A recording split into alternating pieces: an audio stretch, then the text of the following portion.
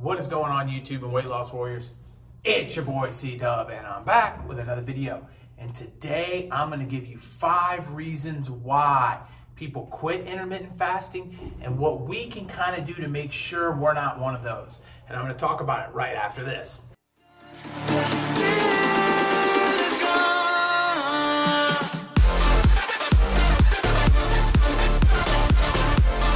What is going on? If you're new to this channel, my name is C-Dub, and I lost 125 pounds eating just one meal a day. I'd like to welcome you. I started this channel to hook you up with tips, tricks, knowledge, and ideas that I've learned along the way in my journey to help you out on your journey, and I'd like to welcome you. To my subscribers, my weight loss warriors, the people that come in and watch these videos day in and day out, I appreciate each and every one of you.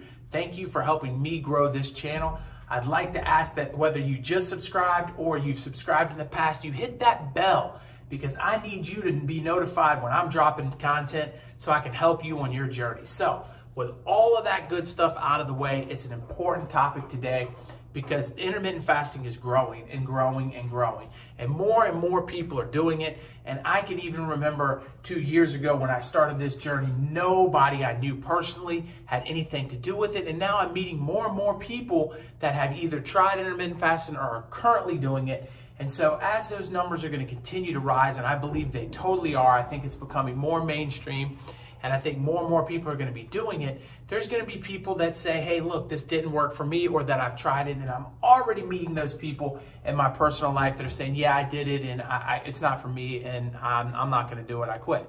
Well, I want people to understand that it isn't for everybody. There's a million different ways to lose weight, but for me personally, I feel like this is the best, most efficient way. So I wanted to make sure that we got out in front of it a little bit here, and if you're new and you're just starting out, I wanted to make sure that you knew some of the things that you were going to have as hiccups and what we could kind of do. So I put together a list of 5 here to help you out. And I want to start with the first one, and that's going to be hunger. Hunger is going to be the ultimate one people quit on, and it's the one that most people tell me all the time. Well, it was okay. Maybe I had some results, but I was hungry. I was starving all day long. Just couldn't really get it done. Well, let me tell you, the reason you're hungry can be a lot of different things, but when we are consuming food, we are turning that food into glucose. Well, glucose is basically sugar, and we run the sugar through our body to use energy. So when you eat food, you're instantly going to get energy. It's the way the system works, right? We learned that back in health when you were in high school.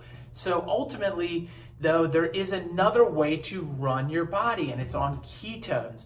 And so there's 2 different things here, but if we're always running our body on glucose, our body feels like it has to be run on glucose. And so when your body feels like it has to be run on glucose, when you don't have it, you feel hungry because your body is giving you a signal that is saying, hey, whoa, we don't have the energy, man. We don't have the energy. Eat, please. But I guarantee you that if you give it a little bit of time, either 2 to 8 weeks of time, that hunger is going to go away because your body is going to realize, hey, wait a second, we don't have to run on sugar. We can run on ketones. And not only can we run on ketones, but we can run arguably better on ketones. There are certain elements that are better on glucose and certain elements that are better on ketones. And depending on what you're trying to do, one can be better than the other, but both can easily run your body, and that hunger will go away if you're able to be patient enough to give it just a little bit of time.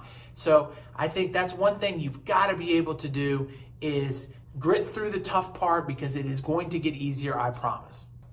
Number two reason why people are going to give up on this is because they're not drinking enough water. So they can't get out of feeling bad. We have to remember that the majority of our body is based in water, and that we need water much more than we need food. And so if you're going through the day and you're basically dry fasting day after day after day, or getting close to that, where you're spending hours and hours without any intake of water, you're going to feel physically drained. You're not going to feel as good. Life is going to be tough. You're going to get headaches. A lot of things are going to come into play. And you're also going to wash out all your electrolytes because you don't have enough water. You can overdrink water and wash them out too. That's a whole nother story. And I've got videos on those topics if you want to watch those. But at the end of the day, you're just gonna not be drinking enough water. And sometimes the signal for hunger is also taken care of by drinking, because they're very similar in their signal. So if you are hungry, a lot of times drinking water helps, but ultimately just drinking water is gonna make you feel better and help get you through the day. Number 3, you're not seeing these gigantic results. So you're 2 weeks, 3 weeks into intermittent fasting, maybe a month, and you haven't lost weight. And you're like, man, you know, I'm not eating, and it's not the most comfortable situation. And on the other side of that, I'm not seeing the results from not eating. And this is a problem. And people will walk away and say, you know what, I did it for 2 weeks, I didn't lose a pound, forget it. But what we're not realizing is a couple of things.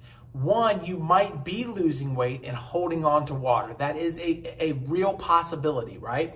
And that does happen to people. So time, of course, can take care of that. But another thing that can happen to people that are intermittent fasting is they wait and they wait and they wait and they wait and they wait and they're waiting on the food and they're waiting on the food and they're like, man, I need to eat, I need to eat, I need to eat. And eating time comes around and they chow down and they actually are eating more than they realize. And they're not eating standardly what they would have eaten during that 8-hour period of time. When you're looking at a whole day of eating, you're talking about breakfast and snack, lunch and snack, dinner and snack.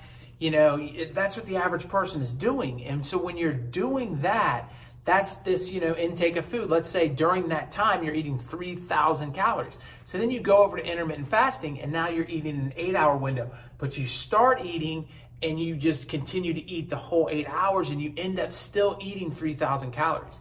You're still eating the same amount of food that you would have eaten over the whole day, and you're cramming it all in because you feel like you're missing out, or because you're turning to the junk food right in the beginning of it. And this can be a big hiccup. You should only eat what you normally would during that period of time of the day. So in other words, if you're gonna eat maybe lunch, snack, dinner, snack, that would be a better portion. Although we don't wanna get the snacks in there. That's step 2 to making intermittent fasting successful, is to remove the snacks and having the lunch and the dinner. And if you want to continue from there to make it more of a warrior OMAD, you can, but nobody has to do that. So ultimately though, you're intaking less food. That's the goal. And that's what a lot of people under intermittent fasting won't tell you. They'll say eat whatever, and their hope is that in that period of time, you're eating less because you have less time to eat. But my experience is a lot of people will still eat plenty during that period of time, and that you have to be conscious of how much food you're putting into your body. And if you're a classic overeater like myself, maybe moving to 1 meal is a better situation, because it's very difficult to overdo that. Number 4 is really simple, and it kind of got touched upon in some of the other ones, but I wanted to give it its own time. And that is simply, you did not give this enough time. Not only does the hunger go away, not only do the results come, but your overall feeling of how you feel walking around day to day, how you're interacting, the energy levels that you're gonna get, the mental clarity that you're gonna get, they all come in time. But in the beginning, none of that happens. The exact opposite is gonna happen. You're gonna feel bad, you're gonna feel drained, you're not gonna feel like yourself. And that is gonna turn you away from intermittent fasting. If you think about it, you're really looking at something as making you feel better and be more healthy. But in the beginning, all the signals say that that's not happening, that you're feeling hungry, you're feeling tired, you're feeling drained, because your body is learning to do something new. If you can remember back to maybe when you were a kid and you tried a sport or a skill for the first time and you couldn't do it, whether that be riding a bike or throwing a football or riding a skateboard or whatever the case is, over the course of time and practice, I'm sure you saw you got better at it, right? Well, intermittent fasting is going to be the same kind of concept here. You're going to have to give it a little bit of time in order for your body to understand what's going on and kind of gain that muscle memory to really effectively get you going in the right direction, intermittent fasting. So just give it a little time. Number 5, and number 5 reason is the reason why I wanted to do this video. It is the reason why I think the majority of people fail in intermittent fasting. And that reason is simply you let other people get into your head. I see it all of the time. I see people, and I stop and I talk to them, and we start talking about intermittent fasting. They say, yeah, I did it, and they're like, it wasn't really for me. And we get talking more and more and more. And they're like, well, you know, I heard that it's not healthy for you. I heard that you go into starvation mode. I heard that you can't build muscle. I heard that you aren't really losing as much as you think. And you start to add up all these things, and you start to realize that people are letting people influence them, and they do it even through YouTube. So you find a channel or two and you're going along and you're like, oh, these guys are talking about it all positive, and then you catch a negative channel, and then all of a sudden this guy has PhD next to his name and he says you shouldn't do it, and all of a sudden it's like, well, this guy has some good valid points, and we forget the most important thing. The most important thing is how it makes you feel, and the study of you, and not the study of everyone else. And that is where we need to discuss intermittent fasting at its core part, because my journey is different than yours. And what's great about it is the flexibility and what you can do to fit it into your life and make you a more healthy individual, and that you shouldn't let what somebody else thinks dictate into that. You should work on how you feel. So if you're looking at getting intermittent fasting started, a lot of people will say, well, I'm going to do a 30-day intermittent fasting challenge. You know, well, let's not look at anything on a 30-day scale. That's 4 weeks.